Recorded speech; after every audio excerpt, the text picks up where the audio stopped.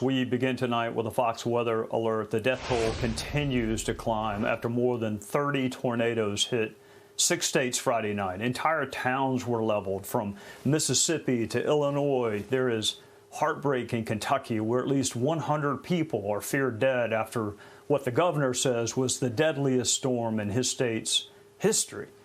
The track of this lethal tornado is believed to be the longest track of any tornado to ever hit the United States. The community of Mayfield in western Kentucky is the epicenter of the destruction. More than 100 people were working at a candle factory there when their workplace was devastated Friday night. Y'all, please send us some help. Somebody please send us some help. We are trapped. The wall is stuck on me. We were all in the safe shelter. The owner of that candle factory, Mayfield Consumer Products CEO Troy Probst, joins us now. Troy, first we extend our condolences to everyone impacted by this storm, including those who worked at your plant. What's the latest? Is this still a search mission? Is there still hope of more survivors? Yeah, thank you for the condolences and thank you for the prayers. I know that the entire Fox team has been great about always starting every sentence with that, and I appreciate that very much. Yes, fortunately, FEMA has still declared this a rescue mission. You know, that they're the experts in this situation, and that gives us all hope because, you know, the people of this town and myself, and we're in uncharted waters, Trey, and so that is good news for us. Troy, tell us a little something about the men and women who work there. This was a candle plant. They made candles there. Is that right? That's correct. We have 110 people that worked the second shift the other night and making candles for some of the largest brands out. And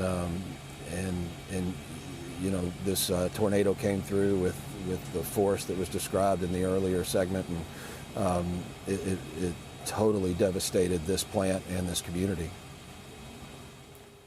Yeah, Troy, I don't think anyone can predict or prepare for a tornado this historic, this powerful. I assume, I mean, everyone has phones now. I assume the weather was being monitored Friday night. It's just hard to believe that this once-in-a-lifetime tornado would come.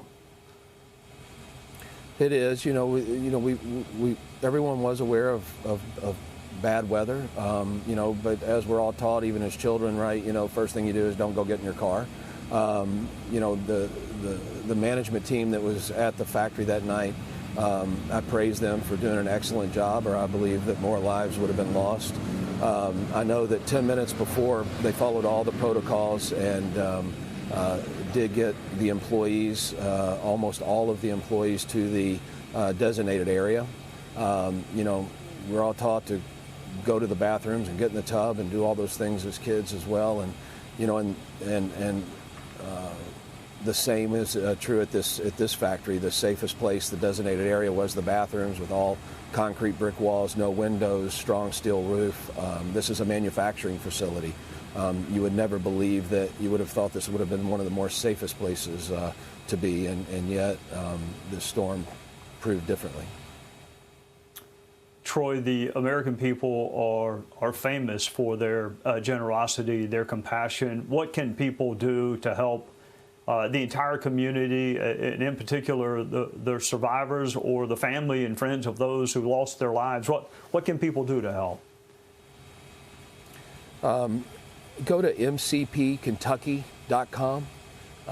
We've established a fund there where the money will actually touch the fingertips of our employees and this community. You know, as a company, we're dedicated to rebuilding our business here. We're dedicated to staying in this community.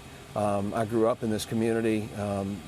Just to the right of me is the church that I grew up in, which is totally almost leveled as well, and we're an integral part of this community. We're a large employer in this community, and we're going to stay that way, and we're going to do everything possible. But Troy, our hearts break. It is so tragic, and right here at Christmas, which is supposed to be a time of happiness and joy and a season of miracles, we continue to hold out hope for more miracles and that there will be more survivors.